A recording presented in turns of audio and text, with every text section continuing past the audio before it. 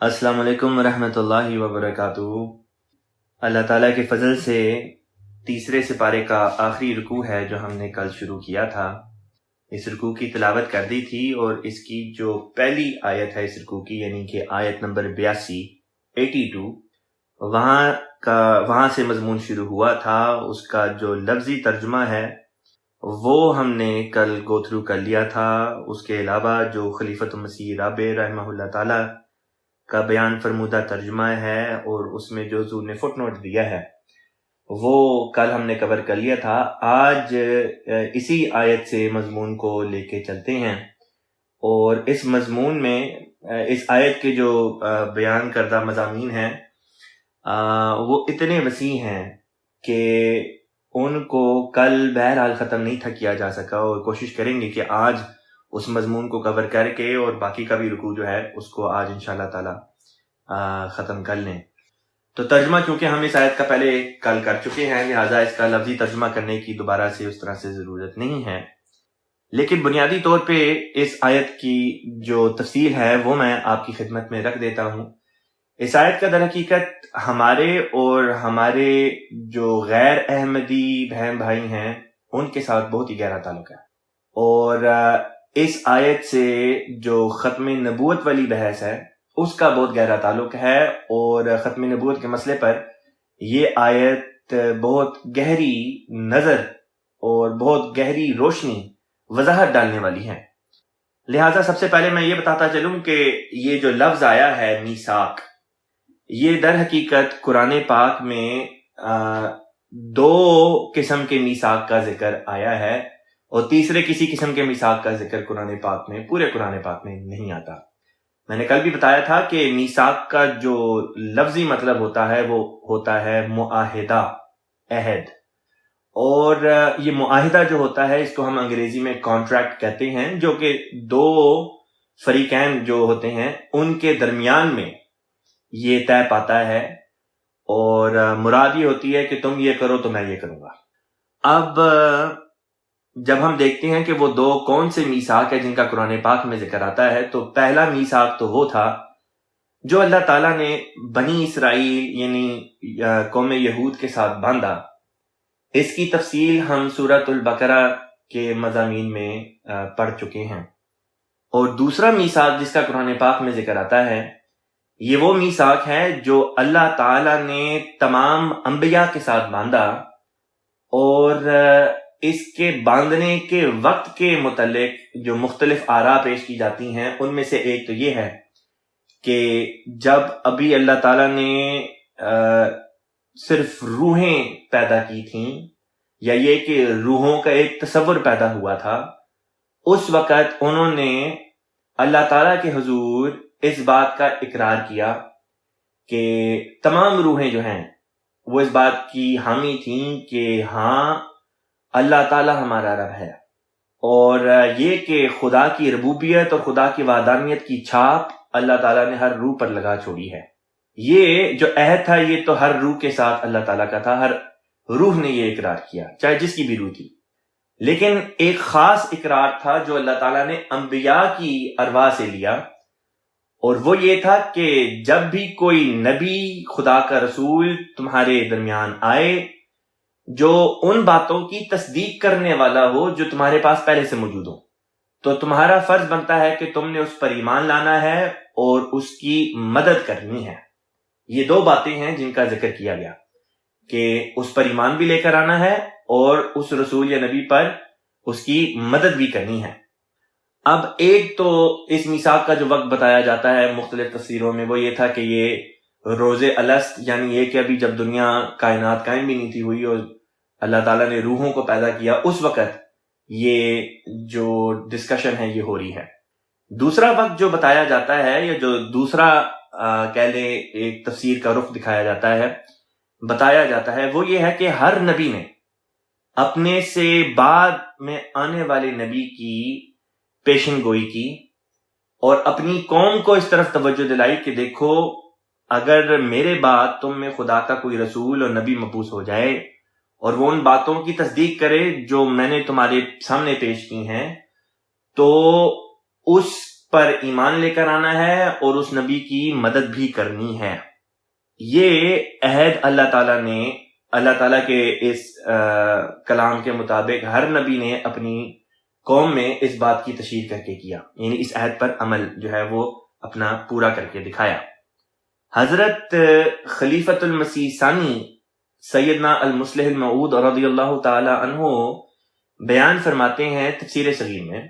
کہ اللہ تعالیٰ نے ہر نبی کے ذریعے سے اس کے بعد میں آنے والے نبی کے متعلق پیشن گوئیاں کروائی، اور یہ پیشن گوئیاں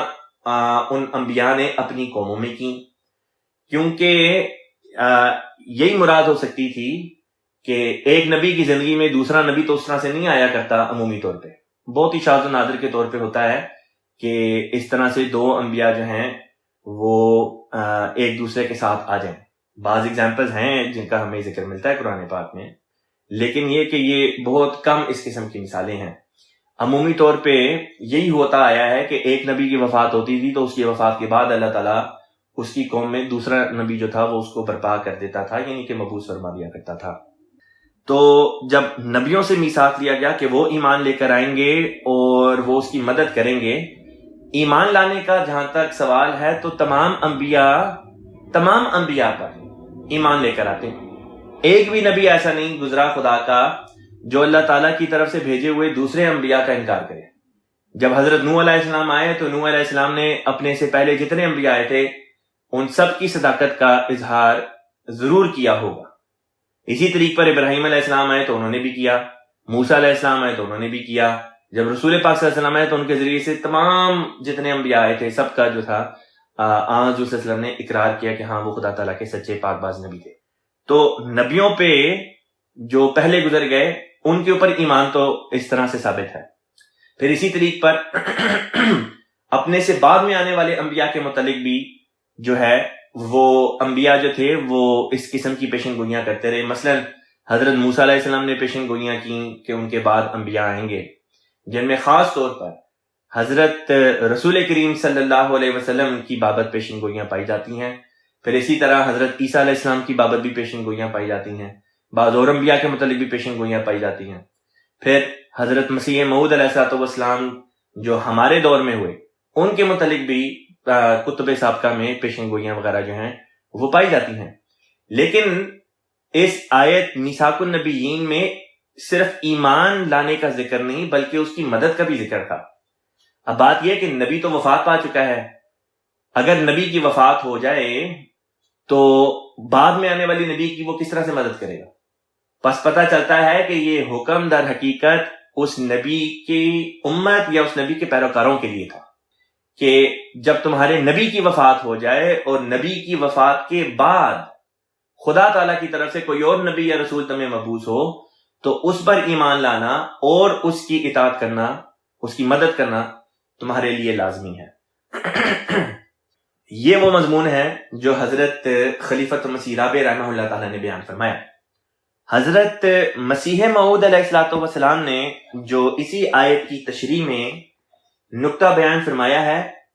وہ یہ ہے، آپ حقیقت الوحی میں جو ایک اعتراض تھا، ایک احمدی تھا جس نے جماعت چھوڑ دی، مرتد ہو گیا، اس کا نام تھا عبد الحکیم، اور وہ یہ کہا کرتا تھا کہ نجات کے لیے صرف اللہ تعالیٰ کی ذات پر ایمان لانا کافی ہے، خالی یہ کہہ دینا کہ لا الہ الا اللہ کافی ہے کہ انسان کو نجات مل جائے، محمد رسول اللہ صلی اللہ علیہ وسلم کی ذات پر ایمان لانا ضروری نہیں، یا یہ کہ خدا کے انبیاء پر ایمان لانا ضروری نہیں۔ تو اس کو جواب جو حضور نے دیا وہ اس آیت کو کوٹ کر کے حضور نے جواب دیا۔ وہ جواب یہ ہے، آپ کے الفاظ یعنی حضور علیہ الصلوۃ والسلام کے الفاظ کتاب حقیقت الوحی روحانی خزائن جلد نمبر 22 صفحہ نمبر 133 اور 134 سے لیا گیا ہے۔ وہ یہ ہے، آپ بیان کرتے ہیں، اب ظاہر ہے کہ انبیاء تو اپنے اپنے وقت پر فوت ہو گئے تھے، یہ حکم ہر نبی کی امت کے لیے ہے کہ جب وہ رسول ظاہر ہو تو اس پر ایمان لاؤ ورنہ مواخذہ ہوگا۔ اب بتلاویں میاں عبد الحکیم خان نیم ملا خطرہ ایمان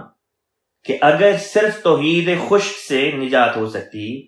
تو پھر خدا تعالی ایسے لوگوں سے کیوں مواخذہ کرے گا جو گو حضرت صلی اللہ علیہ وسلم پر ایمان نہیں لاتے، مگر توحید باری کے قائل ہیں۔ اس آیت کریمہ سے حضرت مسیح موعود علیہ الصلوۃ والسلام نے دو نتائج اخذ کیے۔ ایک یہ کہ رسول پاک صلی اللہ علیہ وسلم سے سابقہ جو انبیاء تھے، آپ سے پہلے جو انبیاء گزرے ہیں، ان سے اس بات کا عہد دیا گیا کہ وہ اقرار کریں کہ رسول پاک صلی اللہ علیہ وسلم یعنی سید الانبیاء خاتم النبیین صلی اللہ علیہ وسلم کی ذات بابرکات جب دنیا میں آئے گی تو اس پر ایمان لانا فرض ہوگا اور ان کی مدد کرنا فرض ہوگا۔ تو اس آیت سے حضرت مسیح موعود علیہ الصلوۃ والسلام نے جو نقطہ بیان کیا وہ یہ تھا کہ رسول پاک صلی اللہ علیہ وسلم کے اوپر ایمان لانا، یہ تمام انبیاء اس بات کا ذکر کرتے آئے ہیں، اور نبی کی ذات پر ایمان لانا نجات کے لیے ضروری ہے۔ خدا کا جب کوئی نبی اس دنیا میں برپا ہو جائے تو اس کا انکار کرنا اپنے ہاتھ سے اپنے منہ پر نجات کا دروازہ بند کرنے کے مترادف ہے، چاہے وہ کسی بھی نبی کا زمانہ ہو۔ بات یہ ہے کہ جب خدا کی طرف سے کوئی آتا ہے، اس کی اس طرح پر بھی مثال دی جا سکتی ہے، آپ امیجن کریں کہ اگر کسی ملک کا بادشاہ ہو اور وہ بادشاہ اپنا نائب یعنی اپنے کسی وزیر کو کسی جگہ بھیجے، اپنی ہی قوم میں اس کو کہیں پہ بھیجے، اور جب وہ وزیر آئے تو وہ لوگ اس وزیر کے ذریعے سے بادشاہ کا حکم ماننے سے انکار کر دیں، اور وہ یہ کہیں کہ ہم بادشاہ کو تو مانتے ہیں لیکن بادشاہ کے بھیجے ہوئے وزیر کو نہیں مانتے، تو اس کا لازمی نتیجہ یہی نکلتا ہے کہ وہ بادشاہ وقت کے خلاف علم بغاوت بلند کر رہے ہوتے ہیں، اور اس کے نتیجے میں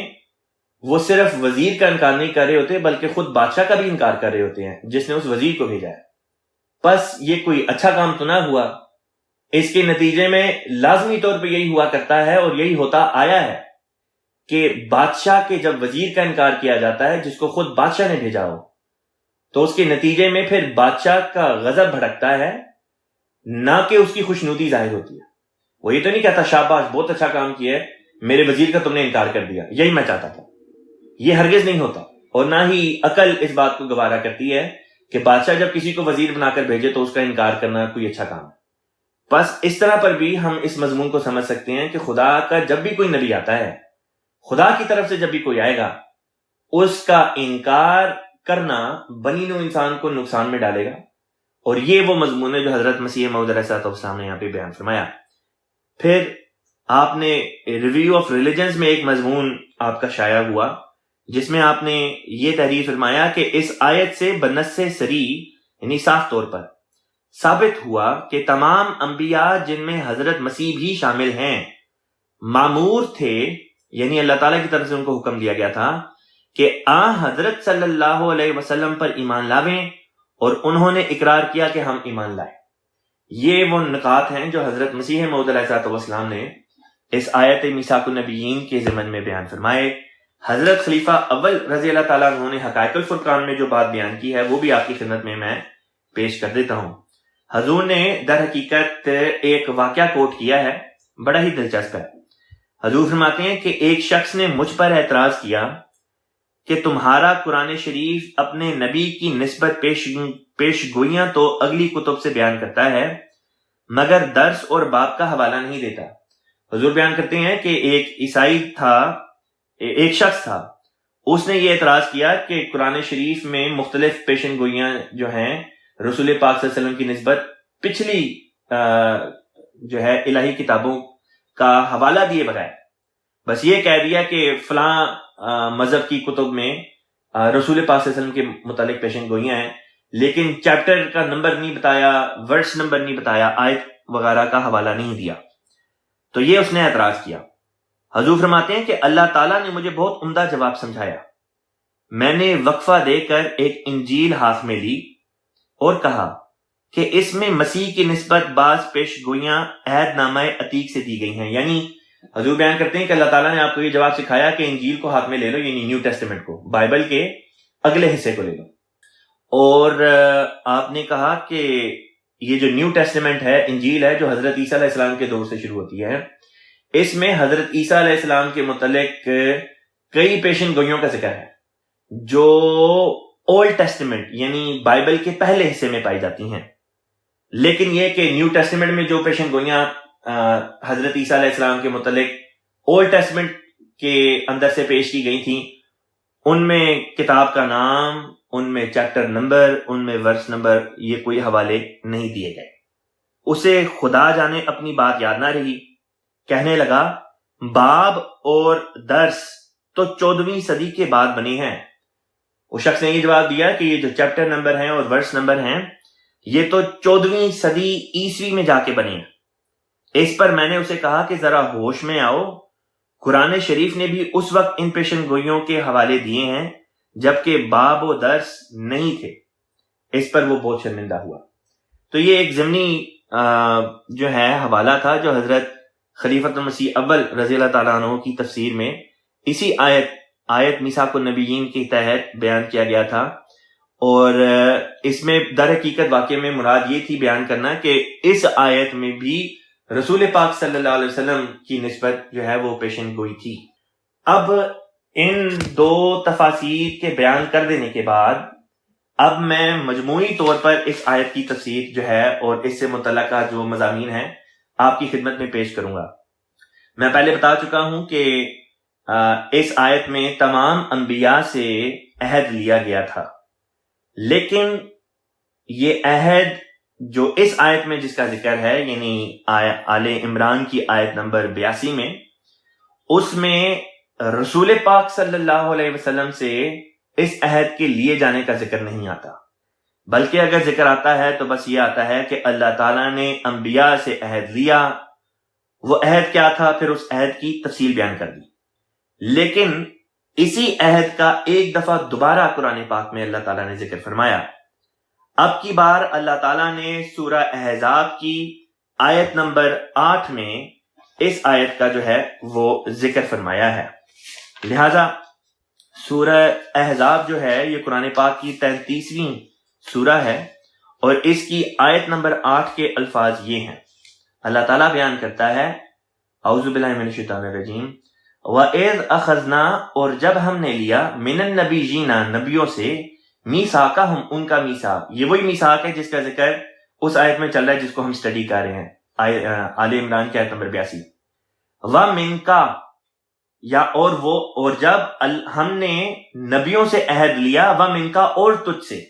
منکا تجھ سے، یہاں پہ تجھ سے مراد رسول پاک صلی اللہ علیہ وسلم کی ذات بابرکات ہے۔ وَمِن نُوحٍ وَإِبْرَاهِيمَ وَمُوسَىٰ وَعِيسَىٰ ابْنِ مَرْيَمَ وَأَخَذْنَا مِنْهُم مِيثَاقًا غَلِيظًا، اور نوح سے بھی، ابراہیم سے بھی، موسیٰ سے بھی اور عیسیٰ ابن مریم سے بھی، اور ہم نے یہ عہد لیا جو کہ ایک بہت ہی پختہ عہد تھا۔ اب اس آیت سے واضح ہو گیا کہ یہ عہد اللہ تعالیٰ نے صرف سابق انبیاء سے نہیں لیا بلکہ رسول پاک صلی اللہ علیہ وسلم سے بھی لیا ہے، کہ اگر آپ کے زمانے کے بعد، آپ کی وفات کے بعد، آپ کے زمانے سے مراد میری صرف آپ کی وفات تک کا زمانہ ہے، ورنہ تو یہ سارا زمانہ ہی اب رسول پاک صلی اللہ علیہ وسلم کا زمانہ ہے۔ حضور صلی اللہ علیہ وسلم کی وفات کے بعد اگر کوئی نبی رسول پاک صلی اللہ علیہ وسلم کی امت میں ظاہر ہوتا ہے تو اس کے اوپر ایمان لانا اور اس کی مدد کرنا، یہ دو باتیں آیت میثاق النبیین کے مطابق رسول پاک صلی اللہ علیہ وسلم سے بھی یہ عہد لیا گیا تھا، اور آپ نے اپنے عمل سے ثابت کر دیا کہ آپ نے اس عہد کو پورا کر دیا، یعنی اپنی قوم میں اس بات کی تشہیر کر دی کہ اگر کوئی نبی آتا ہے تو اس پر ایمان بھی لے کر آنا ہے اور اس کی مدد بھی کرنی ہے۔ لہذا کئی احادیث مبارکہ میں اس بات کا ذکر آتا ہے کہ نہ صرف کوئی نبی آ سکتا ہے بلکہ یہ کہ ایک نبی آئے گا ضرور، اس کو آپ نے مسیح کا لقب دیا اور فرمایا کہ وہ نبی اللہ ہوگا، اور پھر یہ بھی فرمایا کہ اس کی بیعت کرنی تم پر لازمی ہے، چاہے برف کے تودوں پر گھٹنوں کے بل رینگ کر ہی کیوں نہ جانا پڑے، اس تک پہنچو، اس کی بیعت کرو، اس کو میرا سلام پہنچاؤ اور اس کی مدد بھی کرو۔ گویا کہ وہی الفاظ جن الفاظ میں اللہ تعالیٰ نے وعدہ رسول پاک صلی اللہ علیہ وسلم سے بھی لیا تھا، آپ نے اپنی قوم میں اس بات کی تشہیر کر کے اس پیغام کو آگے پہنچا کر آپ نے اپنا فرض ادا کر دیا۔ لہذا اسی وعدے کے مطابق اللہ تعالیٰ نے حضرت اقدس مسیح موعود علیہ الصلوۃ والسلام مرزا غلام احمد قادیانی علیہ الصلوۃ والسلام کو اس دنیا میں مبعوث فرمایا، جو رسول پاک صلی اللہ علیہ وسلم کے ایک ادنا غلام، ایک ادنا خادم کی حیثیت سے اس دنیا میں ظاہر ہوئے۔ اب سوال یہ پیدا ہوتا ہے کہ اگر حضور صلی اللہ علیہ وسلم کے بعد کسی نبی نے آنا ہی نہیں تھا تو پھر ان سے اس میثاق کے لینے کی کیا ضرورت تھی؟ اگر رسول پاک صلی اللہ علیہ وسلم خاتم النبیین ان معنوں میں ہیں کہ آپ کے بعد کسی قسم کا کوئی نبی نہیں آ سکتا، تو آپ سے اس عہد کے لیے جانے کا کوئی سوال ہی نہیں پیدا ہوتا، آپ سے یہ عہد ہی نہ لیا جاتا، اور پتہ چل جاتا کہ چونکہ پچھلے انبیاء سے لیا گیا تھا اس لیے لیا گیا تھا کیونکہ ان کے بعد نبی نہیں آنا تھا، لیکن جب رسول پاک صلی اللہ علیہ وسلم آ گئے تو آپ سے یہ عہد نہیں لیا گیا کیونکہ آپ کے بعد کسی نبی نے آنا نہیں۔ بڑی آسان فہم بات ہے، لیکن آپ صلی اللہ علیہ وسلم سے اس عہد کا لیا جانا اس بات کا بیان ثبوت ہے کہ حضور صلی اللہ علیہ وسلم کے بعد نبوت کا دروازہ کھلا ہے، ہر قسم کی نبوت کا نہیں لیکن کسی خاص قسم کی نبوت کا دروازہ بہرحال کھلا ہے، جس کے مطابق رسول پاک صلی اللہ علیہ وسلم کے بعد کوئی نبی آ ضرور سکتا ہے اور آئے گا۔ لہٰذا غیر احمدی حضرات جو ہیں وہ 2000 سال پرانے نبی کو لے کر آتے ہیں جو کسی اور امت میں بھیجا گیا، اور ہم یہ کہتے ہیں کہ کسی اور امت سے نہیں ہوگا، ہوگا تو اسی امت سے ہوگا، اور ہوگا تو ہم ہی میں سے ہوگا، یعنی مسلمانوں میں سے کوئی ہوگا جس کو اللہ تعالیٰ نبوت کے مقام پر فائز کرے گا۔ لہٰذا آیت میثاق النبیین سے ثابت ہوتا ہے کہ رسول پاک صلی اللہ علیہ وسلم کے بعد نبوت کا دروازہ بہرحال کسی نہ کسی خاص رنگ میں کھلا ہے اور اس سے انکار نہیں کیا جا سکتا، اور اس طرح پر جو آیت خاتم النبیین ہے اس کا مضمون ہمیں بڑی وضاحت کے ساتھ سمجھ آ جاتا ہے۔ جب ہم یہ بات پیش کرتے ہیں تو اس پر غیر احمدی علماء جو ہیں جو جواب دیتے ہیں وہ بھی میں آپ کی خدمت میں رکھ دیتا ہوں۔ جب ہم یہ بات پیش کرتے ہیں کہ دیکھو آیت میثاق النبیین میں اللہ تعالیٰ نے جو وعدہ لیا تھا تمام انبیاء سے وہ رسول پاک صلی اللہ علیہ وسلم سے بھی لیا تھا، جیسے کہ سورہ احزاب کی آیت نمبر 8 سے واضح ہے۔ اس پر وہ کہتے ہیں کہ در حقیقت احمدیوں کو یہ بات سمجھ ہی نہیں آئی۔ وہ یہ کہتے ہیں کہ اصل میں جہاں پہ ذکر تھا اللہ تعالیٰ نے سورہ احزاب میں منکا کا لفظ جو لایا ہے کہ تجھ سے بھی یہ عہد لیا گیا میثاق النبیین والا رسول پاک صلی اللہ علیہ وسلم سے بھی، وہ کہتے ہیں کہ اس آیت کا تعلق در حقیقت آل عمران کی آیت 82 سے نہیں بلکہ سورہ شورا کی آیت نمبر 14 والا مضمون ہے جس کے ساتھ اس کا تعلق ہے۔ لہذا سورہ الشورا کی آیت نمبر جو یہ بنتی ہے سورہ شورا کی آیت نمبر 14 وہ بھی میں آپ کی خدمت میں پڑھ کے سنا دیتا ہوں۔ اس آیت کا جو ترجمہ ہے وہ یہ بنتا ہے کہ اس نے تمہارے لیے دین میں سے وہی احکام جاری کیے ہیں جن کا اس نے نوح کو بھی تاکیدی حکم دیا تھا۔ شرع لکم من الدین ما وصی بہ نوحا والذی اوحینا الیک وما وصینا بہ ابراہیم وموسیٰ وعیسیٰ ان اقیموا الدین ولا تتفرقوا فیہ، کہ اس نے تمہارے لیے دین میں سے وہی احکام جاری کیے ہیں جن کا اس نے نوح کو بھی تاکیدی حکم دیا تھا اور جو ہم نے تیری طرف وہی کیا ہے اور جس کا ہم نے ابراہیم اور موسیٰ اور عیسیٰ کو بھی تاکیدی حکم دیا تھا۔ وہ کیا تھا؟ وہ یہی تھا کہ تم دین کو مضبوطی سے قائم کرو اور اس بارے میں کوئی اختلاف نہ کرو۔ بہت بھاری ہے مشرکوں پر وہ بات جس کی طرف تو انہیں بلاتا ہے، اللہ جسے چاہتا ہے اپنے لیے چن لیتا ہے اور اپنی طرف اسے ہدایت دیتا ہے جو اس کی طرف جھکتا ہے۔ وہ یہ آیت پیش کر کے کہتے ہیں کہ دیکھا یہ وہ آیت ہے جس کے ساتھ سورہ احزاب کی آیت نمبر 8 کا تعلق ہے، جہاں پہ گو میثاق النبیین کے الفاظ آتے ہیں، لیکن وہ یہ کہتے ہیں کہ میثاق النبیین سے سورہ احزاب میں جب وہ لفظ آیا ہے تو اس سے در حقیقت اشارہ سورہ شورا والی آیت کی طرف ہے جس میں نبیوں کو اللہ تعالیٰ نے یہ وصیت کی تھی، یہ نصیحت کی تھی کہ دین میں تفریقہ قائم نہیں کرنا اور توحید جو ہے اس کو قائم کرنی ہے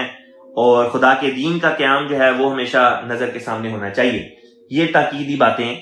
وہ کہتے ہیں یہ مراد تھی، نہ کہ وہ والا مضمون جو احمدی پیش کیا کرتے ہیں۔ اب اس اعتراض کا جواب جو بنتا ہے وہ یہ ہے کہ دو مختلف الفاظ ہیں جن کا چناؤ کیا گیا ہے۔ ایک ہے لفظ میثاق جس کو عہد معاہدہ کہتے ہیں، کانٹریکٹ ہوتا ہے دو لوگوں کے یعنی فریقین کے درمیان میں ہوتا ہے، اور ایک چیز ہے جسے کہتے ہیں وصیت، اور وہ نصیحت کے لیے لفظ استعمال کیا جاتا ہے۔ اب اللہ تعالیٰ نے سورہ احزاب میں جو الفاظ استعمال فرمائے، اگر تو وہاں پہ وصیت کا لفظ اللہ تعالیٰ نے استعمال فرمایا ہے تو لازمی طور پہ اس کا تعلق سورہ شورى کی آیت نمبر 14 کے ساتھ ہوگا، جہاں پہ وصیت کا ذکر ہے، انبیاء کو جو اللہ تعالیٰ نے وصیت کی۔ لیکن اگر سورہ احزاب کی آیت نمبر 8 میں وصیت کے بجائے میثاق کا ذکر ہے تو پھر لازمی طور پہ یہ ماننا پڑے گا کہ میثاق النبیین والی ہی آیت کے ساتھ سورہ احزاب کی آیت نمبر 8 کا تعلق ہے، اور اس کے علاوہ کوئی اور توجیہ عقلی طور پر اور قرآن کے دلائل کے نتیجے میں مانی جا ہی نہیں سکتی۔ لہذا خود غیر احمدی علماء میں سے بہت سے ایسے علماء گزرے ہیں، یعنی جماعت احمدیہ کے بھی قیام سے کئی سو سال پہلے، کئی صدیوں پہلے ایسے بزرگان بھی گزرے ہیں، اور خود ہمارے اس دور میں بھی، یعنی مسیح موعود علیہ الصلوۃ والسلام کے بعد بھی غیر احمدیوں میں ایسے علماء ہوئے ہیں جنہوں نے اس بات کا اعتراف کیا ہے کہ در حقیقت سورہ احزاب والی آیت جو ہے اس کا تعلق سورہ آل عمران کی آیت نمبر 82 سے ہے، یعنی میثاق النبیین والی آیت سے۔ لہذا بعض علماء جنہوں نے سورہ احزاب کی آیت نمبر 8 کو سورہ آل عمران کی آیت نمبر 82 یعنی میثاق النبیین کے ساتھ جوڑا ہے، ان میں حضرت ابی بن کعب رضی اللہ تعالیٰ عنہ کی ذات بابرکات بھی شامل ہے۔ حضرت ابی بن کعب رضی اللہ تعالیٰ عنہ ان 4 لوگوں میں سے ایک ہیں جن کو رسول پاک صلی اللہ علیہ وسلم نے تمام صحابہ کو قرآن پاک کی درس و تدریس کے لیے کھڑا کیا تھا۔ یہ 4 صحابہ ایسے تھے جن کی درس و تدریس خود رسول پاک صلی اللہ علیہ وسلم نے فرمائی، اور ان کو پھر آگے بطور معلمین، بطور مربیان، مبلغین کے طور پہ آپ صلی اللہ علیہ وسلم نے ان کو کھڑا کیا، اور پھر یہ دوسرے صحابہ کو سکھاتے تھے۔ لہٰذا ان کے حق میں حضور صلی اللہ علیہ وسلم نے دعا بھی کی اور خود ان کو سکھایا۔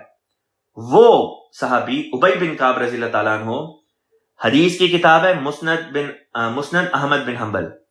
اس کی روایت نمبر 20,726 میں آپ سے مروی ہے کہ اس آیت کے متعلق آپ نے لکھا: خصوا بمیثاق الرسالۃ والنبوۃ وہو قولہ تعالی وَإِذْ أَخَذْنَا مِيثَاقَهُمْ وَإِذْ أَخَذْنَا مِيثَاقَهُمْ۔ یہ وہی جو سورہ احزاب والی آیت ہے اس کے ساتھ اس کا لنک باندھا ہے کہ جب اللہ تعالیٰ نے انبیاء سے میثاق لیا، تو سب سے پہلی تو جو میں نے حوالہ پیش کیا ہے یہ خود حضرت ابی بن کعب رضی اللہ تعالیٰ عنہ کا حوالہ میں نے پیش کر دیا۔ اس کے بعد ابن جریر بہت بڑے عالم گزرے ہیں، اسی طرح ابن ابی حاتم بہت بڑے عالم گزرے ہیں، پھر اسی طریقے سے حضرت قتادہ رضی اللہ تعالیٰ عنہ بھی رسول پاک صلی اللہ علیہ وسلم کے ایک صحابی ہیں، ان سے بھی یہی بات روایت کی گئی ہے کہ سورہ احزاب والی جو آیت ہے جس میں منکا کا لفظ آتا ہے کہ رسول پاک صلی اللہ علیہ وسلم سے بھی میثاق النبیین لیا گیا، وہ میثاق وہی ہے جس کا ذکر سورہ آل عمران کی آیت نمبر 82 میں ہوا ہے۔ آج کل کے علماء میں، یعنی کہ آج کل سے مراد میری ہے کہ چند دہائیوں پہلے کے بھی بعض علماء نے جن کا تعلق بر صغیر پاک و ہند سے ہے، ان میں سے بھی بعض نے وہی تشریح پیش کی ہے جو جماعت احمدیہ پیش کرتی ہے۔ بس اس طرح پر بھی ثابت ہوتا ہے کہ یہ آیت جس کو ہم میثاق النبیین والی آیت کہتے ہیں، اس سے ثابت ہوتا ہے کہ اللہ تعالیٰ نے رسول پاک صلی اللہ علیہ وسلم کو یہ بشارت دی تھی کہ آپ صلی اللہ علیہ وسلم کے بعد بھی نبی آئے گا۔ پھر سوال یہ پیدا ہوتا تھا کہ پھر خاتم النبیین سے کیا مراد ہے؟ تو خاتم النبیین سے مراد یہ تھی کہ اب اگر کوئی نبی آئے گا تو وہ رسول پاک صلی اللہ علیہ وسلم کی چھاپ، آپ کی مہر اپنے اوپر لے کر آئے گا، یعنی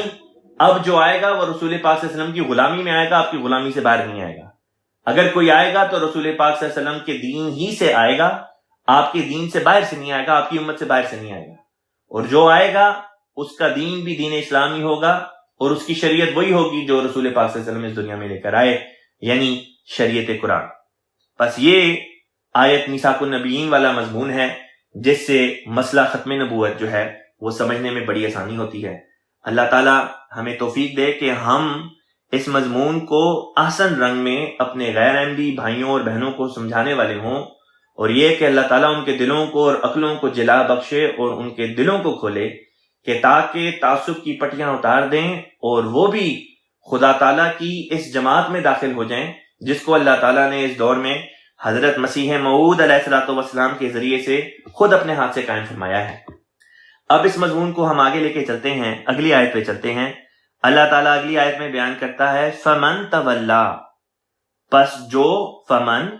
تولا وہ پھر گیا یا وہ پھر جائے، فمن تولا پس جو پھر جائے، بعد ذالک بعد اس کے، فاولئک هم الفاسقون، تو فاولئک فا تو اولئک وہ ہیں، هم الفاسقون وہی، الفاسقون فاسق لوگ۔ دیکھیں کتنی بڑی تنبیہ ہے کہ جو اس پیشن گوئی میں بیان کردہ اقرار کے بعد میثاق النبیین میں جو اقرار رسول پاک صلی اللہ علیہ وسلم سے بھی لیا گیا، آپ نے اپنی امت سے یہ پھر اقرار لیا کہ دیکھو جب خدا کا نبی تمہیں برپا ہو، مسیح و مہدی تم میں آ جائے، تو تم نے بھی اس پر ایمان لانا ہے اور اس کی بیعت کرنی ہے، اس کی مدد کرنی ہے۔ اس اقرار کے بعد جو اس بات سے پھر جائے تو اللہ تعالیٰ کے کلام پاک میں ایسے لوگوں کو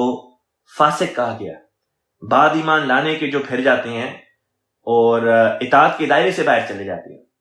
ان کا جو ٹائٹل خدا تعالیٰ کی کتاب میں دیا گیا ہے وہ فاسق کا ٹائٹل ہے۔ اور اللہ تعالیٰ نے ایک مقام پر فرمایا کہ ایمان کے بعد فسق کا دھبا لگ جانا بہت ہی بری بات ہے۔ افغیر دین اللہ، الف جب خالی کسی لفظ کے شروع میں آ جائے تو مراد ہوتی ہے سوال سے مراد یہاں پہ ہوگی کہ کیا۔ فا کہتے ہیں پھر یا پس، غیرہ کہتے ہیں چھوڑ کر، سوا، دین اللہ پس کیا خدا کے دین کو چھوڑ کر، یبغونا وہ چاہتے ہیں، وہ پسند کرتے ہیں، ولہو اور اس کے لیے ہے، اسلمہ کہتے ہیں وہ فرما بردار ہو گیا، من فی السماواتی جو آسمانوں میں ہے، والارضی اور زمین میں، طوعا و کرہن، طوعا کہتے ہیں اپنی مرضی سے، اور اطاعت کا لفظ بھی جو ہے وہ اسی لفظ سے نکلا ہے، و کرہن یا اپنی مرضی سے نہ صحیح، یعنی ایک چیز جو انسان اپنے دل سے کرے اور ایک چیز جو انسان کراہتے ہوئے کرے، یعنی کہ اس کا دل نہ کرتا ہو لیکن پھر بھی مجبوراً اس کو کرنا پڑے، وَإِلَيْهِ يُرْجَعُونَ اور اسی کی طرف وہ لوٹائے جائیں گے۔ اس کا بامحاورہ ترجمہ یوں بنے گا، کیا اللہ کے دین کے سوا وہ کچھ پسند کریں گے جبکہ جو کچھ آسمانوں اور زمین میں ہے طوعاً و کرہن اس کا فرما بردار ہو چکا ہے اور وہ اسی کی طرف لوٹائے جائیں گے۔ یہاں پہ طوعاً و کرہن سے مراد یہ نہیں ہے کہ زمین و آسمان کو اللہ تعالی نے چوائس دی تھی کہ چاہے تو وہ اطاعت کریں چاہے تو نہ کریں، بلکہ وہ تو کلیتاً خدا تعالی کی فرما بردار ہیں، اور جو خدا کی تقدیر ہوتی ہے، جو خدا کا حکم نازل ہوتا ہے وہ اس کے مطابق چلتے ہیں۔ بس وہاں پہ کرہن کا تو سوال ہی پیدا نہیں ہوتا کہ وہ اپنے دل میں کسی قسم کا جو ہے وہ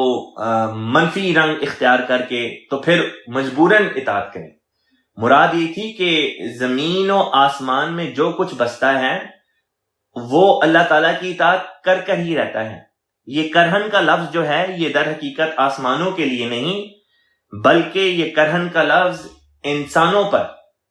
انسانوں کے اوپر جو ہے یہ چسپاں ہوگا، یا بعض دوسری اور بھی مخلوقات ہوں گی جن پر یہ ہو سکتا ہے، لیکن بہرحال آسمان اور زمین کے اوپر اپنی ذات میں یہ لفظ استعمال نہیں ہو سکیں گے۔ یہاں پہ ایک مثال اس آیت کو سمجھانے کے لیے یہ بھی دی جا سکتی ہے کہ جب بعض قسم کے لوگ ہوتے ہیں انہیں کہا جاتا ہے کہ اطاعت کریں خدا کی، خدا کے رسول کی، خدا کے خلیفہ کی، خدا کے دین کی اطاعت کریں، تو بعض لوگ جو ہیں وہ طوعاً اطاعت کرتے ہیں اور بعض لوگ اطاعت کرنے کو ناپسند کرتے ہیں، اور ان کے پاس کوئی چارہ نہیں ہوتا کیونکہ ایک جماعت سے منسلک ہوتے ہیں، اور اگر اطاعت کے دائرے سے باہر نکل جائیں تو وہ جماعت سے باہر نکل جاتے ہیں، لہٰذا بحالت مجبوری ان کو بھی اطاعت کرنی پڑتی ہے۔ لہٰذا اس آیت میں ایسے لوگوں کا ذکر آ گیا کہ جو اطاعت کے دائرے سے باہر نکلنا پسند نہیں کرتے، گو کہ اطاعت کو کرنا بھی پسند نہیں کرتے، لیکن اطاعت بحالت مجبوری کرتے ضرور ہیں۔ بس یہاں پہ یہ بھی ہمیں سمجھا دیا کہ ایمان کے بھی دو موٹے موٹے طور پہ درجے ہیں، اطاعت کے دو درجے ہیں۔ ایک اطاعت وہ ہے جو شرع صدر کے ساتھ کی جاتی ہے، اور ایک اطاعت وہ ہے کہ انسان کو شرع صدر نہ بھی ہو، انسان کا دل نہ بھی کرتا ہو، لیکن پھر بھی وہ اطاعت کرے اور اطاعت کے درجے سے باہر نہ جائے، اطاعت کے دائرے سے باہر نہ جائے۔ اب آگے چلتے ہیں۔ اللہ تعالیٰ فرماتا ہے قل، کہہ دے، آمنا، ہم ایمان لائے، باللہ، اللہ پر، وما، اور جو،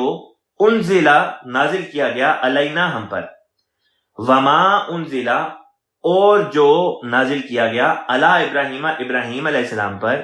و اسماعیل، اور اسماعیل علیہ السلام پر نازل کیا گیا، و اسحاق، اور اسحاق علیہ السلام پر نازل کیا گیا، و یعقوب، اور یعقوب علیہ السلام پر نازل کیا گیا، والاسباط، اسباط کہتے ہیں نسلوں کو۔ یہ نسلیں جو تھیں یہ موسیٰ علیہ السلام تک چلتی ہیں، اور موسیٰ علیہ السلام سے آگے ایک ڈیفرنٹ سلسلہ جاری ہو جاتا ہے۔ لہٰذا یہ جو ایمان بالوحی کا ذکر چلتا آ رہا تھا، وہ چلتا آ رہا تھا موسیٰ علیہ السلام سے پہلے تک کی نسلوں پر۔ موسیٰ علیہ السلام سے آگے ایک الگ سلسلہ شروع ہو جاتا ہے۔ لہٰذا یہ انزل علینا والا جو ذکر تھا، آمنا باللہ، کہ ایمان باللہ اور ایمان بالوحی کا ذکر جو تھا، یہ اللہ تعالیٰ نے موسیٰ علیہ السلام سے پہلے تک کا ذکر کر دیا۔ پھر آگے فرمایا وما اوتیا، اور جو دیا گیا، عطا کیا گیا، موسیٰ یعنی موسیٰ علیہ السلام کو، و عیسیٰ، اور عیسیٰ علیہ السلام کو، والنبیون من ربہم، اور انبیاء کرام کو ان کے رب کی طرف سے، یعنی اور نبیوں کو ان کے رب کی طرف سے۔ یہاں پہ اللہ تعالیٰ نے واضح طور پہ دو کہنا یہ چاہیے کہ ایک فرق کر کے دکھایا ہے کہ موسیٰ علیہ السلام سے پہلے اللہ تعالیٰ نے جو وحی نازل کی تھی اس کے لیے انزلہ کا لفظ استعمال فرمایا، اور موسیٰ علیہ السلام سے آگے جو آئے ان کے لیے اوتیا کا لفظ استعمال فرمایا۔ اور یہ کر کے ایک خاص نقطہ ہے جو اللہ تعالیٰ نے اس اشارہ کنایہ میں ہمیں سمجھایا ہے، وہ یہ ہے کہ موسیٰ علیہ السلام، عیسیٰ علیہ السلام اور آپ کے بعد کے جو انبیاء ہیں، یعنی موسیٰ علیہ السلام کے بعد کے جو انبیاء ہیں، ان پر بھی خدا کی وحی ہی نازل ہوتی تھی، لیکن یہ جو اوتیا کا لفظ استعمال فرمایا انزلہ کے مقابل پر، اس میں جو اشارہ تھا وہ یہ ہے کہ موسیٰ علیہ السلام کے بارے میں عمومی عقیدہ یہی رکھا جاتا ہے کہ آپ پر اللہ تعالیٰ نے تورات اتاری، یعنی کہ شریعت اتاری، لیکن اس آیت سے حضرت خلیفۃ المسیح رابع رحمہ اللہ تعالیٰ نے ایک اور بات جو اخذ کی، وہ یہ تھی کہ معلوم ہوتا ہے کہ گویا موسیٰ علیہ السلام کی تعلیمات میں بعض ایسی تعلیمات تھیں جو آپ سے پچھلے انبیاء پر نازل ہوئی تھیں، اور وہی تعلیمات موسیٰ علیہ السلام کی تعلیمات میں آ کے مدغم ہو گئیں، آ کے مل گئیں، اور اس کے علاوہ بھی کچھ آپ کو مزید تعلیمات دی گئیں، اور ان کے مجموعے کا نام پھر جو ہے وہ تورات رکھا گیا۔ گویا کہ اس سے یہ نتیجہ نکلا کہ تورات کا کچھ حصہ ایسا ضرور تھا جو حضرت موسیٰ علیہ السلام سے پہلے سبکن کسی نہ کسی رنگ میں اللہ تعالیٰ نے مختلف انبیاء پر نازل کیا، جو تعلیمات کی شکل میں ان لوگوں میں چلتا چلا آ رہا تھا، اور وہ تعلیمات حضرت موسیٰ علیہ السلام کی تعلیمات میں آ کے مل گئیں، اور مزید آپ کو اللہ تعالیٰ نے کچھ اور تعلیمات بھی عطا فرمائیں، اور ان کے مجموعے کا نام جو ہے وہ تورات رکھا گیا ہے۔ پھر اس آیت کا اگلا حصہ ہے جس میں اللہ تعالیٰ فرماتا ہے لا نفرقو، ہم فرق نہیں کرتے، بین احد، کسی کے درمیان، کسی ایک کے درمیان بھی، منہم، ان میں سے، یعنی کہ اللہ تعالیٰ کی طرف سے جو حکم تھا کہ کہہ دے، یعنی کہ رسول پاک صلی اللہ علیہ وسلم لوگوں کو یہ کہہ دے کہ ہم اللہ کی ذات پر ایمان لاتے ہیں اور اس بات پر ایمان لاتے ہیں جو وحی کی گئی ابراہیم پر، ہم پر، اور پھر یہ کہ ابراہیم پر اور اسماعیل پر، اسحاق پر، یعقوب پر اور ان کی نسلوں پر، اور اس کے بعد جو اللہ تعالیٰ نے موسیٰ کو عطا کیا اور عیسیٰ کو اور نبیوں کو عطا کیا اپنی جناب سے۔ پھر یہ کہ ہم فرق نہیں کرتے، ان تمام انبیاء میں سے کسی ایک میں بھی ہم فرق نہیں کرتے۔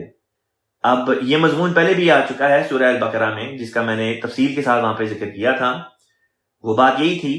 کہ جب ہم یہ کہتے ہیں کہ ہم انبیاء میں تفریق نہیں کرتے، تو مراد یہ ہوتی ہے کہ ان کی صداقت میں تفریق نہیں کرتے۔ ہم یہ نہیں کہتے کہ خدا کی طرف سے یہ والا نبی جو ہے یہ سچا ہے اور یہ والا نبی خدا کی طرف سے ہے تو خدا کی طرف سے، لیکن ہم اس پر ایمان نہیں لاتے۔ جب خدا کی طرف سے کسی نبی کا ہونا ثابت ہو گیا تو اس پر ایمان لانا ضروری ہے، اور اس رنگ میں ہم ہر نبی کے اوپر ایمان لے کر آتے ہیں جو خدا کی طرف سے ہے۔ جو یہ بات تھی کہ بعض لوگ مراد اس سے یہ لے لیتے ہیں کہ تمام انبیاء کے مقام یکساں ہیں، تمام انبیاء کا سٹیٹس یکساں ہے، یہ بات غلط ہے، کیونکہ خود قرآن پاک کے مطالعے سے پتہ چل جاتا ہے کہ تمام انبیاء کا مقام ایک جیسا نہیں،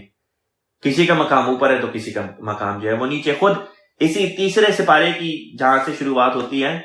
وہ ہوتی ہی اس آیت سے کہ تلک الرسل فضلنا بعضهم علی بعض، کہ یہ تو خدا کے رسول ہیں اور بعض کو بعض پر اللہ تعالیٰ نے فضیلت بخشی ہے۔ بس یہ وہ مضمون ہے جس کو سمجھنے کی جس کو نہ سمجھنے کی وجہ سے بھی قسم قسم کی غلط عقائد لوگوں میں پیدا ہو جاتے ہیں۔ پھر آخری فقرہ اس آیت کا جو ہے نہایت ہی دلچسپ ہے۔ فرمایا وَنَحْنُ لَهُ مُسْلِمُونَ، اور ہم اسی کی، یہاں پہ لہو سے مراد اللہ تعالیٰ کی ذات ہے، کہ ہم اسی کی خاطر مسلمون ہیں، یعنی مسلمان ہیں۔ اب مسلمان سے مراد یہاں پہ لفظی مسلمان نہیں، بلکہ اس لفظ کے پیچھے جو روح ہے وہ مراد ہے، یعنی فرما بردار، کہ ہم در حقیقت اس ذات کے فرما بردار ہو چکے ہیں جس نے ان انبیاء کو بھیجا ہے، جس نے ان انبیاء پر وحی اتاری ہے، ہم اس ذات کے فرما بردار ہو چکے ہیں۔ پر جب ہم اللہ تعالیٰ کے فرما بردار ہو جائیں تو کیسے ہو سکتا ہے کہ خدا کے بھیجے ہوئے وزیروں کی، یعنی اللہ تعالیٰ کے بھیجے ہوئے انبیاء اور رسولوں کی ہم فرما برداری نہ کریں؟ کیونکہ ہم تو یہ جانتے ہیں کہ خدا کے رسولوں اور خدا کے انبیاء کی فرما برداری میں در حقیقت خدا کی فرما برداری ہے، جس طرح وزیر کی فرما برداری میں بادشاہ کی فرما برداری ہوتی ہے۔ اگلی آیت پر چلتے ہیں۔ اگلی آیت میں فرمایا وَمَن، اور جو یبتغی پسند کرے، غیر الاسلامی، اسلام کو چھوڑ کر، دینن بطور مذہب کے، بطور دین کے، فَلَن يُقْبَلَ مِنْهُ، تو اس سے قبول نہیں کیا جائے گا، یقبلو وہ قبول کیا جائے گا، منہو اس سے، مراد یہ کہ اسلام کو چھوڑ کے اگر کوئی اور دین انسان اپنائے تو اس کا کسی اور دین کو اپنانا قبول نہیں کیا جائے گا۔ وَهُوَ فِي الْآخِرَةِ، اور وہ آخرت میں ہوگا، من الخاسرین، گھاٹا پانے والے لوگوں میں سے۔ اب اس آیت کے بارے میں حضرت اقدس مسیح موعود علیہ الصلوۃ والسلام کیا بیان فرماتے ہیں، آپ کی تفسیر سے بعض نکات پڑھ کے تو میں آپ کو سناتا ہوں۔ حضرت مسیح موعود علیہ السلام فرماتے ہیں جو کوئی بجوز اسلام کے کسی اور دین کو چاہے گا تو ہرگز قبول نہیں کیا جاوے گا، اور وہ آخرت میں ضیاء کاروں میں سے ہوگا۔ پھر فرمایا اسلام میں خاصیت ہے کہ سچائی سے اس پر قدم مارنے والے مکالمات خاصہ الہیہ سے مشرف ہو جاتے ہیں، یعنی اللہ تعالیٰ سے الہام پاتے ہیں، خدا ان سے باتیں کرتا ہے، اور قبولیت کے انوار، یعنی کہ قبولیت کی روشنیاں، نشان، جن میں ان کا غیر ان کے ساتھ شریک نہیں ہو سکتا، ان کے وجود میں پیدا ہو جاتے ہیں، یعنی ان کے اندر اللہ تعالیٰ کی طرف سے قبولیت کے ایسے نشان پیدا ہو جاتے ہیں کہ دوسرے مذہب کے لوگ ان کا مقابلہ نہیں کر سکتے۔ یہ ایک واقعی صداقت ہے۔ پھر فرمایا یاد رکھو کہ دنیا میں سچا مذہب جو ہر ایک غلطی سے پاک اور ہر ایک عیب سے منزہ ہے، صرف اسلام ہے۔ یہی مذہب ہے جو انسان کو خدا تک پہنچاتا اور خدا کی عظمت دلوں میں بٹھاتا ہے۔ پھر فرمایا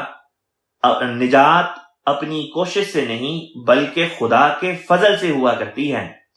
اس فضل کے حصول کے لیے خدا تعالیٰ نے جو اپنا قانون ٹھہرایا ہوا ہے وہ کبھی باطل نہیں کرتا۔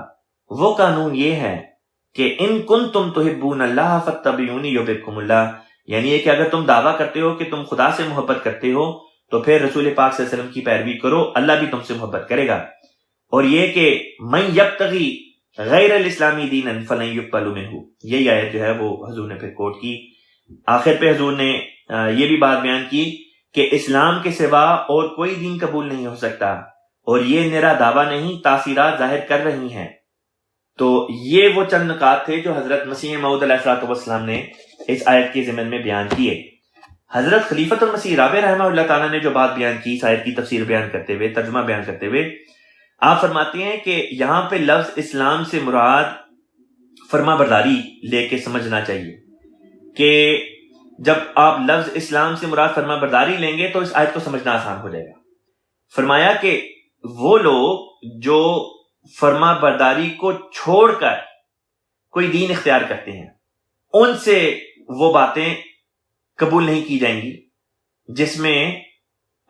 فرما برداری کا مضمون شامل نہ ہو۔ اب اس آیت کا پچھلی آیت سے کیا جوڑ بنتا ہے وہ آپ کی خدمت میں پیش کرتا ہوں۔ پچھلی آیت میں ذکر تھا کہ ایمان لایا جائے پچھلے انبیاء پر اترنے والی وحیوں پر، اور اس آیت میں فرمایا کہ جو فرما برداری کے علاوہ کوئی دین اختیار کرے وہ قبول نہیں کیا جائے گا۔ پس پچھلے جو انبیاء کی وحیاں تھیں ان کے اندر پیشن گوئیاں موجود تھیں، اس کے اندر یہ بات موجود تھی کہ اللہ تعالیٰ ہر دور میں جب بھی ضرورت ہوتی ہے اپنی ہدایت کے سامان کرتا ہے، کوئی نہ کوئی ہادی، کوئی نہ کوئی بشیر یا نذیر، کوئی نبی رسول خدا کی طرف سے آتا ہے۔ لہذا انہی پیشن گوئیوں کے مطابق رسول پاک صلی اللہ علیہ وسلم آئے۔ پس جب ان کی اپنی کتابوں میں یہ پیشن گوئیاں موجود تھیں اور یہ بات تھی لکھی ہوئی موجود کہ اللہ تعالیٰ ایسے وقتوں میں اپنے انبیاء کو بھیجا کرتا ہے، تو اس بات کو مان کر پھر انکار کر دینا اور فرما برداری نہ کرنا جب اللہ تعالیٰ کی طرف سے کوئی نبی آ جائے، تو یہ بات ثابت کرتی ہے کہ یہ لوگ در حقیقت اطاعت کرتے ہی نہیں تھے، فرما بردار تھے ہی نہیں۔ اسی وجہ سے ان کی جو حالت ہے وہ قبول نہیں کی جائے گی، چاہے وہ عیسائیوں میں سے ہوں، چاہے وہ یہودیوں میں سے ہوں، یا وہ کسی اور مذہب میں سے ہوں۔ اس تشریح سے اس آیت کو سمجھنا نہایت سہل، نہایت آسان ہو جاتا ہے اور سمجھ آ جاتی ہے کہ اصل چیز خدا کی فرما برداری ہے۔ اب اسی لفظ فرما برداری کو لے کے اگر آج کے مسلمانوں کے اوپر اس آیت کو چسپاں کیا جائے تو اس کا کیا مطلب بنے گا؟ اس کا یہ مطلب بنے گا کہ صرف اسلام کا ٹھپا اپنے اوپر لگوا لینا کافی نہیں، فرما برداری کی روح اندر ہونی چاہیے۔ پس اگر کوئی اس دور میں خدا کے بھیجے ہوئے کا انکار کر دے، خدا نے جس کو نبی بنا کر اس دنیا میں رسول پاک صلی اللہ علیہ وسلم کی غلامی میں بھیجا ہے، اگر کوئی شخص اس کا انکار کر دے تو فرمایا فَلَن يُقْبَلَ مِنْهُ، اللہ تعالیٰ اسے قبول نہیں کرے گا، وَهُوَ فِي الْآخِرَةِ مِنَ الْخَاسِرِينَ، اور آخرت میں بھی وہ خسارہ پانے والوں میں سے ہوں گے۔ یعنی یہ کہ ان سے مواخذہ ہوگا، ان سے پوچھا جائے گا، اور اگر اللہ چاہے تو معاف کر دے، ورنہ بالعموم فتویٰ یہی ہے کہ پھر ایسے لوگوں سے جن سے خدا مواخذہ کرتا ہے ان کو پھر سزا بھی دی جاتی ہے۔ پس مسیح موعود علیہ الصلوۃ والسلام کے انکار کو کوئی چھوٹی چیز نہ سمجھیں، خدا کے نبی کا انکار بہت بڑی چیز ہے، لہذا اس کا انکار نہیں کرنا چاہیے۔ اگلی آیت میں فرمایا کیف یہد اللہ، کیسے یہد اللہ، اللہ ہدایت دے، قومن، اس قوم کو، کفروا، جنہوں نے کفر کیا، بعد ایمانہم، بعد ایمان لانے کے، وشہدوا، اور گواہی دے چکے، ان الرسول، کہ رسول ہے، حق، سچا، وجاءہم البینات، اور ان کے پاس بینات آ چکے، یعنی نشانات آ چکے، واللہ لا یہدی القوم الظالمین، اور اللہ تعالیٰ لا یہدی، نہیں ہدایت دیتا، القوم الظالمین، ظالم قوم کو۔ خلیفہ رابع رحمہ اللہ تعالیٰ نے اس کا بامحاورہ ترجمہ یوں فرمایا، بھلا کیسے اللہ ایسی قوم کو ہدایت دے گا جو اپنے ایمان لانے کے بعد کافر ہو گئے ہوں اور وہ گواہی دے چکے ہوں کہ یہ رسول حق ہے اور ان کے پاس کھلے کھلے دلائل آ چکے ہوں، اور اللہ ظالم قوم کو ہدایت نہیں دیتا۔ یہاں پہ خلیفۃ مسیح رابع رحمہ اللہ تعالیٰ یہ بیان کرتے ہیں کہ اس آیت سے یہ مراد نہیں کہ جو کفار تھے وہ رسول پاک صلی اللہ علیہ وسلم کے اوپر ایمان لے کر آ گئے تھے اور گواہی دیتے تھے کہ حضور صلی اللہ علیہ وسلم سچے ہیں، اور یہ کہ ان کے پاس نشان بھی آ گئے تھے لیکن پھر بھی انکار کر دیتے تھے۔ حضور فرماتے ہیں کہ یہاں پہ ان کے ایمان سے مراد دو باتیں لی جا سکتی ہیں۔ ایک تو یہ بات مراد دی جا سکتی ہے کہ وہ ایمان لے کر آتے تھے آپ صلی اللہ علیہ وسلم سے پہلے جو وحی ان لوگوں کے اپنے نبیوں کے اوپر نازل ہوئی تھی، جن میں ذکر تھا حضور صلی اللہ علیہ وسلم کی آمد کا، کہ اس طرح پر حضور صلی اللہ علیہ وسلم کی بعثت جو ہے وہ ہوگی، اور بعض خاص نشانیاں بتائی گئی تھیں، لہٰذا وہ ان باتوں پر حضور صلی اللہ علیہ وسلم کی آمد سے پہلے تک ایمان لے کر آتے تھے۔ لیکن جب ٹیسٹ کے سامنے آ گیا، جب اللہ تعالیٰ نے وہ نبی مبعوث فرما دیا جس کے بارے میں ان کی اپنی کتابوں میں پیشن گوئیاں موجود تھیں، نشانیاں موجود تھیں، جن کے اوپر ایمان لے کر آتے تھے، لیکن جب نبی ظاہر ہو گیا تو انکار کر دیا۔ پس یہ ایک مطلب بنتا ہے۔ دوسرا مطلب اس آیت کا یہ بنتا ہے، حضور بیان کرتے ہیں کہ یہ لوگ جو تھے، جو اہل کتابی تھے، یہ اپنے دلوں میں جانتے تھے کہ وہ تمام نشانیاں جو رسول پاک صلی اللہ علیہ وسلم کے بارے میں ان کی اپنی کتب میں موجود تھیں، اہل کتاب کی جو کتابیں ہیں، وحیاں ہیں، ان میں موجود تھیں۔ پس وہ نشانات حضور صلی اللہ علیہ وسلم کی ذات میں پورا ہوتا دیکھ لیتے تھے اور دل گواہی دیتے تھے کہ یہ نبی سچا ہے۔ اس میں جھوٹوں والی علامت نہیں، بلکہ اس میں سچوں والی علامات پائی جاتی ہیں۔ پس ان کے دل تو گواہی دیتے تھے، لیکن زبان سے انکار کر دیتے تھے۔ پس یہاں پہ رسول پاک صلی اللہ علیہ وسلم کے بارے میں گواہی دینے کا جو مضمون ہے کہ وہ گواہی دیتے تھے کہ رسول حق پر ہے، وہ ان کے دلوں کی گواہی تھی، زبان سے گواہی نہیں تھے دیتے۔ وجاءہم البینات سے مراد وہی نشانات ہیں جن کا ذکر اس رنگ میں بھی ہو سکتا ہے کہ جو پیشن گوئیاں حضور صلی اللہ علیہ وسلم کی بابت پچھلی کتابوں میں تھیں، اور وہی نشانیاں جب پوری ہوئیں، وہ نشانات جب پورے ہوئے تو وہ مراد بھی یہاں پہ لی جا سکتی ہے۔ فرمایا واللہ لا یہدی القوم الظالمین، اور اللہ تعالیٰ ظالم قوم کو ہدایت نہیں دیا کرتا۔ اولئک، اچھا یہاں پہ یہ بھی بتا دوں کہ یہ جو فرمایا کہ واللہ لا یہدی القوم الظالمین، اللہ تعالیٰ ظالم قوم کو ہدایت نہیں دیتا، تو کیا اس سے یہ مراد ہے کہ ظالم قوم کو کبھی بھی ہدایت نہیں ملتی؟ بات یہ کہ جب تک وہ ظلم کر رہے ہیں تب تک ہدایت نہیں ملتی، لیکن اگر وہ اپنے ظلم کے ہاتھ کو روک دیں اور توبہ کی طرف آ جائیں اور رجوع کر لیں، تب اللہ تعالیٰ ہدایت دے دیتا ہے۔ بس یہ خدا کا ہدایت نہ دینا صرف تب تک ہے جب تک کہ یہ لوگ جو ہیں، جو انکار کرتے ہیں، یہ ظلم کے اوپر آمادہ ہیں۔ اگر ظلم سے اپنا ہاتھ پیچھے کھینچ لیں تو پھر اللہ تعالیٰ جو ہے وہ ان کو ہدایت دے دیا کرتا ہے۔ حضرت خلیفۃ المسیح رابع رحمہ اللہ تعالیٰ نے ایک نقطہ جو ایکس احمدیوں کے بارے میں بیان کیا، وہ بھی انشاءاللہ تعالیٰ اس آیت سے متعلقہ ہے، اس آیت سے اور اگلی ایک دو آیتیں چھوڑ کے آتا ہے، لہٰذا اس کو میں ابھی تھوڑی دیر میں آپ کی خدمت میں بیان کروں گا۔ اللہ تعالیٰ فرماتا ہے اولئکا، یہی وہ لوگ ہیں، جزاؤہم، جن کی جزا ہے، انا، کہ علیہم، ان پر ہے، لعنت اللہ، اللہ تعالیٰ کی طرف سے لعنت، والملائکتی، اور فرشتوں کی طرف سے لعنت، والناسی، اور لوگوں کی طرف سے، اجمعین، سب کی سب، یعنی اللہ اور فرشتوں اور لوگوں کی طرف سے ملا کے مجموعی طور پہ ایسے لوگوں کے اوپر لعنت بھیجی گئی ہے۔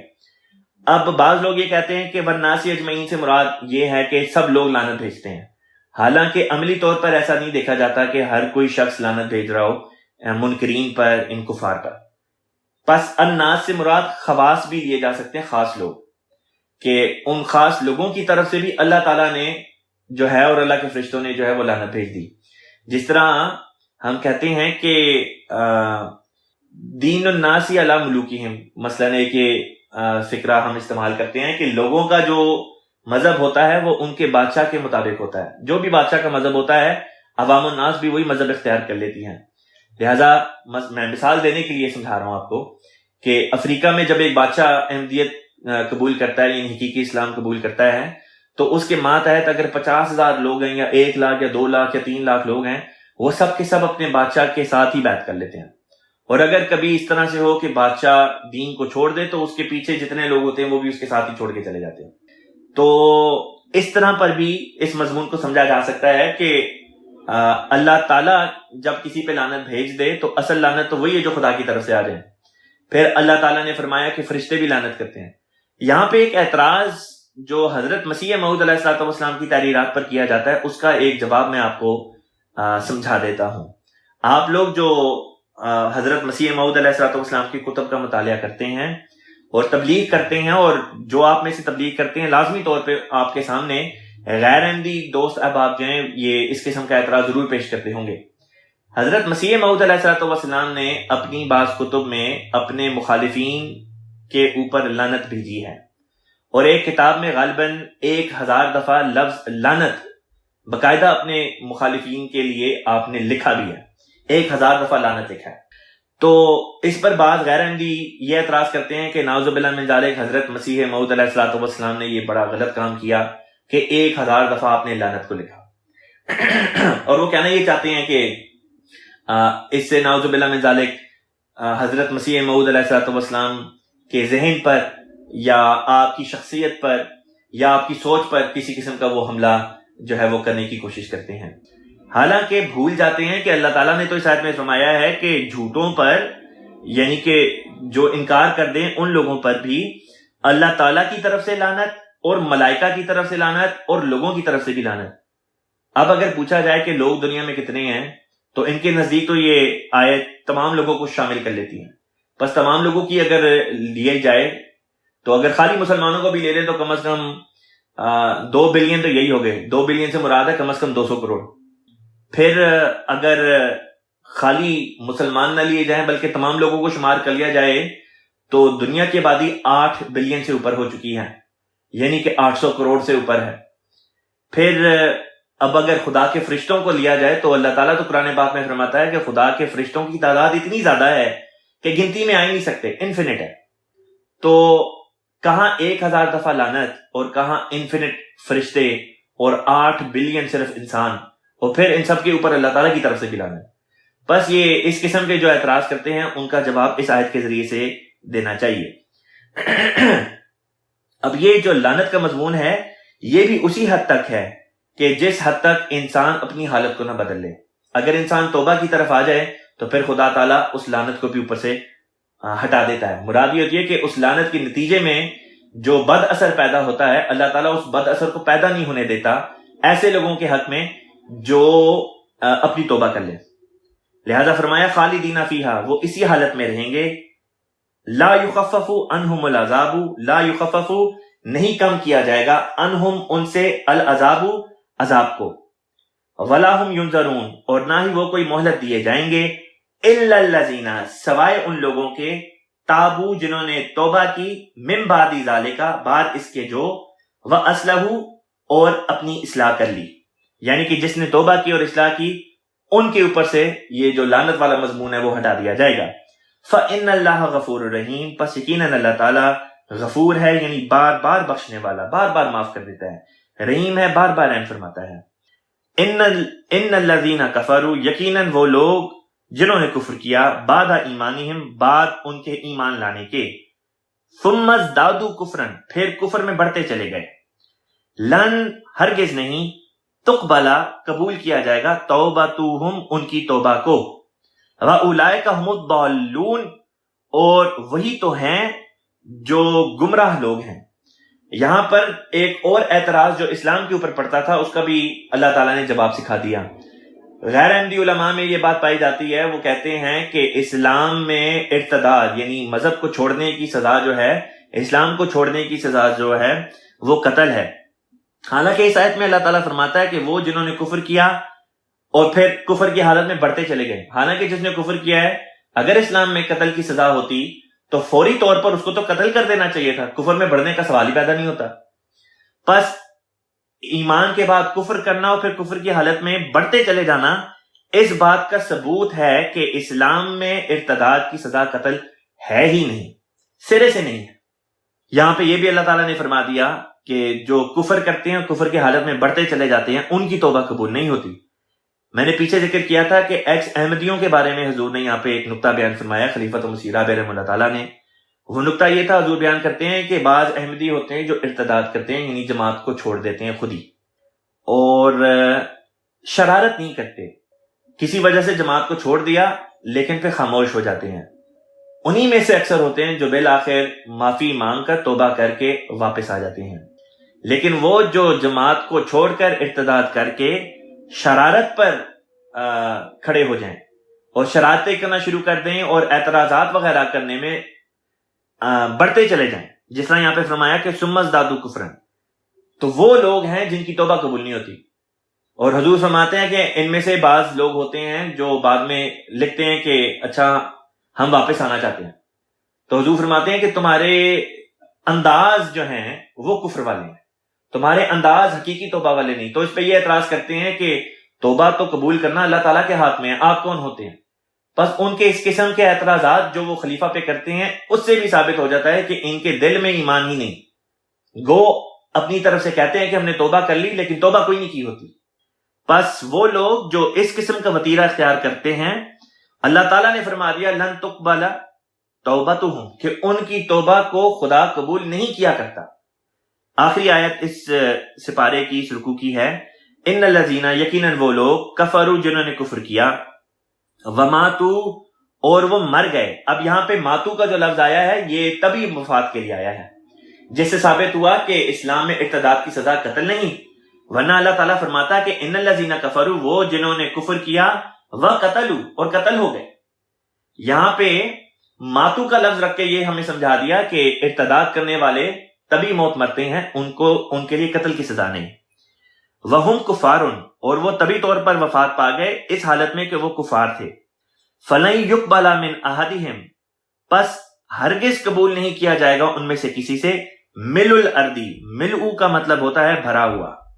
الارض زمین بھر، یعنی زمین کے جتنا، ذہباً سونا، یعنی کہ زمین کے برابر اگر ان زمین بھری ہوئی سونے سے اگر وہ پیش کریں، وَلَوِ افْتَدَىٰ بِهِ، بطور فدیے کے اگر وہ پیش کر دیں تب بھی قبول نہیں کی جائے گی ان کی توبہ۔ اولئک، یہی وہ ہیں، لہم عذاب علیم، جن کے لیے دردناک عذاب مقدر ہے، وما لہم من ناصرین، اور نہیں ہے ان کے لیے، وما لہم، اور نہیں ہے ان کے لیے، من ناصرین، کوئی مددگار، یا مددگار میں سے کوئی بھی ان کی ہیلپ کو نہیں آئے گا۔ یہاں پہ حضور نے یہ نقطہ بیان فرمایا، خلیفۃ مسیح رابع رحمہ اللہ تعالیٰ نے، کہ قیامت کے روز ایسے لوگوں کی شفاعت بھی نہیں ہوگی۔ ایسے لوگ جو انکار کرتے ہیں ان کے لیے پھر کسی نبی کے ذریعے سے بھی شفاعت نہیں ہو سکتی۔ جب وہ کسی نبی کا انکار کر دیتے ہیں تو پھر کوئی اور نبی ان کی شفاعت کر ہی نہیں سکتا، کوئی نبی بھی ان کی شفاعت نہیں کر سکتا۔ شفاعت بھی انہی لوگوں کے لیے کی جاتی ہے جو نبی پر ایمان لے کر آتے ہیں۔ بس یہاں پر یہ مضمون ختم ہوتا ہے۔ اللہ تعالیٰ کے ہزاروں ہزار احسان ہیں ہم پر کہ اللہ تعالیٰ نے ہمیں توفیق دی۔ الحمدللہ ثم الحمدللہ۔ یہاں پہ تیسرا سپارہ ختم ہوتا ہے، اور انشاءاللہ تعالیٰ